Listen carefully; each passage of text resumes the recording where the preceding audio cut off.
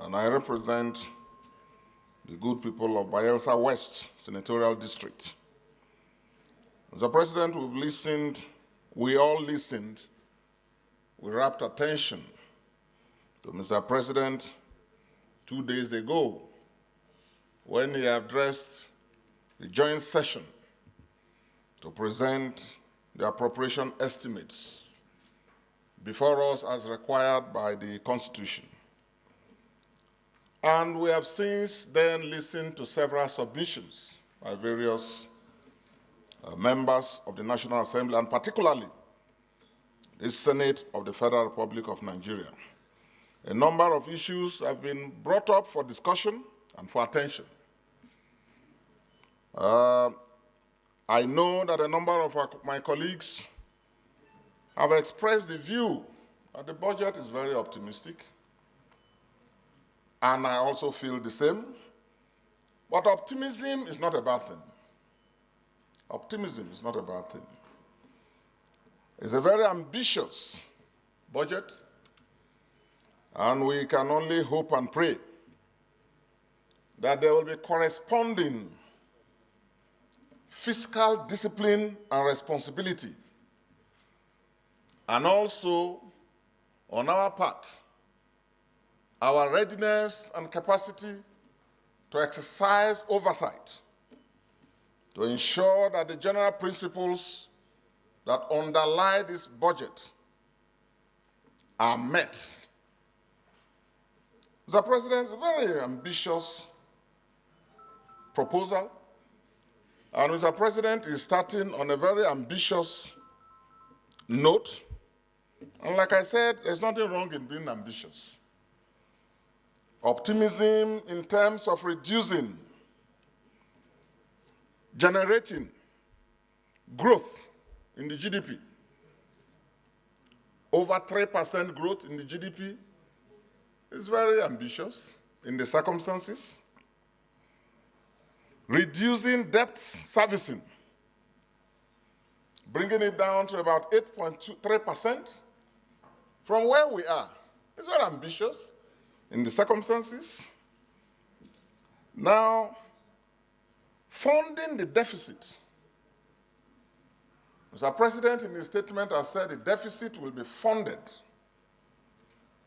from privatization proceeds and from loans from multilateral agencies and partners.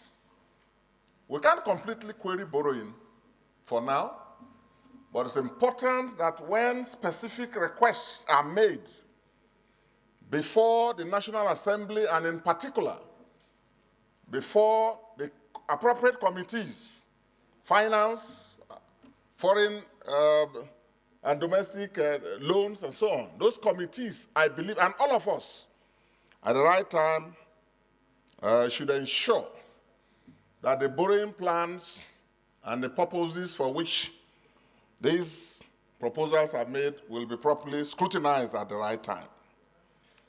But it's a very ambitious budget. We can only wish that the executive arm, on their own part, will show fiscal discipline and show at all times responsibility.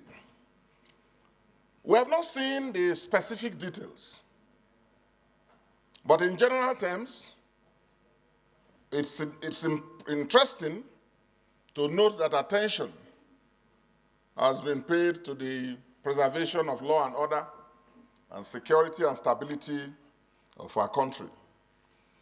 And in doing so, the last speaker talked about the need for more expenditures in the Niger Delta, because if you look at the entire budget, for the past 60-something years, and this year is no exception, all these estimates will come to nothing if we don't ring-fence security and stability in the oil-producing communities and in the oil-producing region, the Niger Delta region of Nigeria.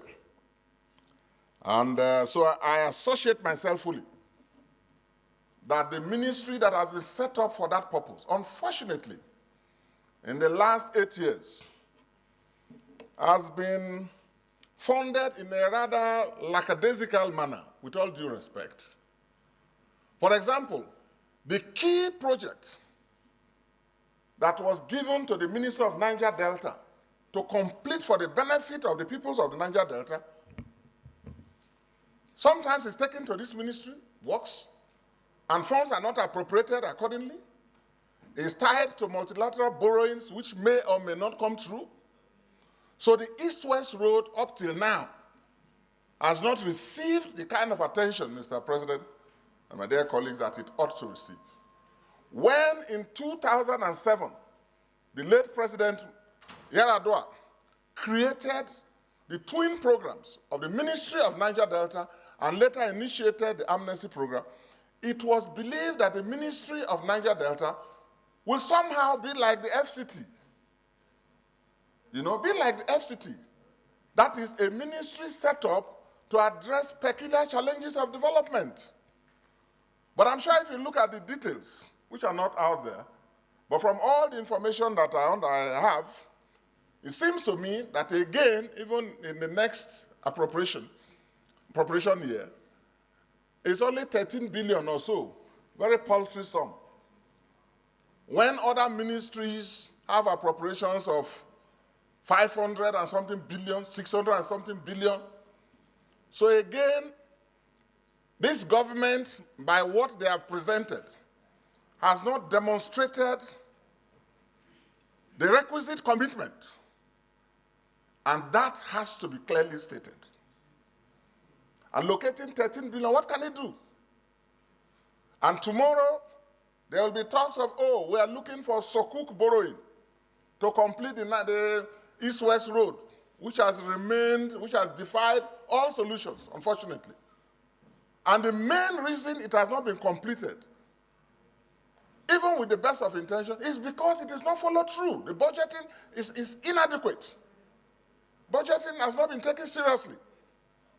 So I want to say, Mr. President, that this National Assembly and this Senate in particular should use our powers to allocate more funds to see to the completion of the East-West Road.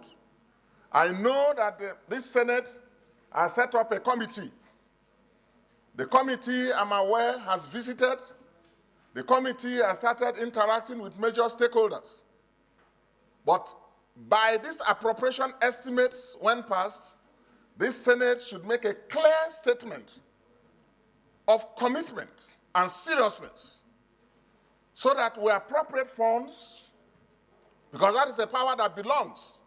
That's a power that resides in this National Assembly, so that they have the funds they need in a year or two. We finish that road and then talk of other projects. Let me, before I yield the floor, say that there are issues now that we cannot run away from. And even now, the President has joined his colleagues around the world in Dubai for COP28.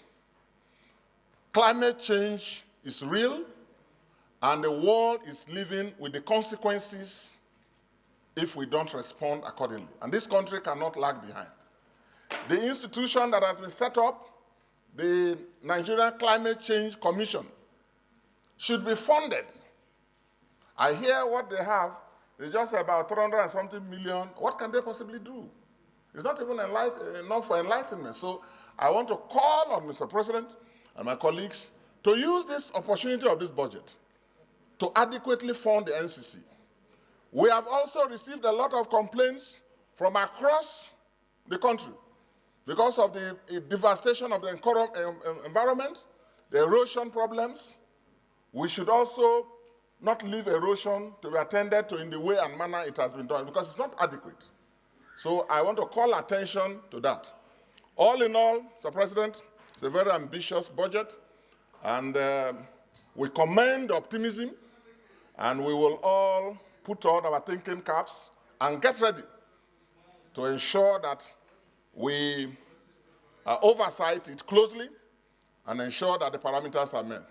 I rest my case.